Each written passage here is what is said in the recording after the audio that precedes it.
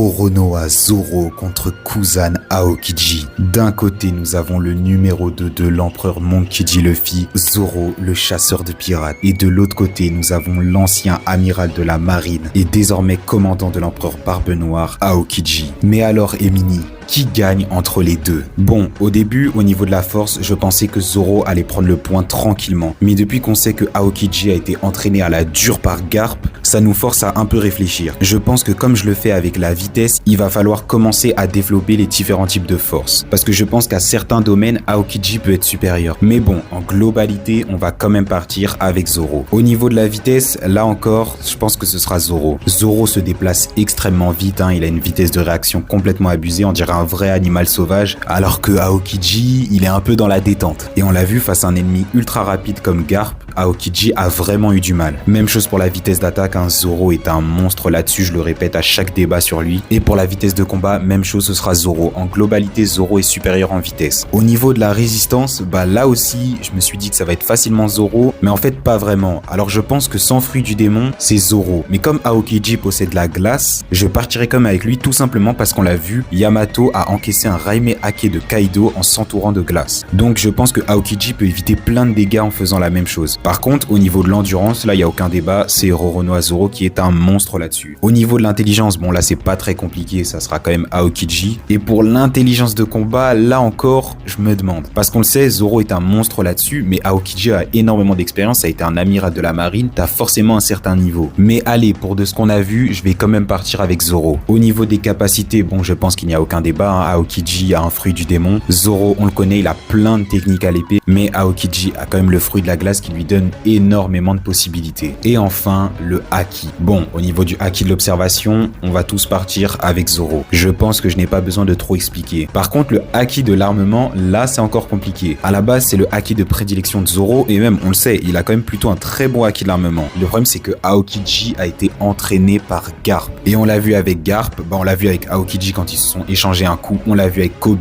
Quand tu t'entraînes avec Garp, tu as un Haki de l'armement complètement abusé. Donc, je vais partir avec Aokiji. Et enfin, le Haki des rois, c'est évidemment Zoro. Et en plus de ça, Zoro peut attaquer avec. Mais alors, qui gagne entre les deux?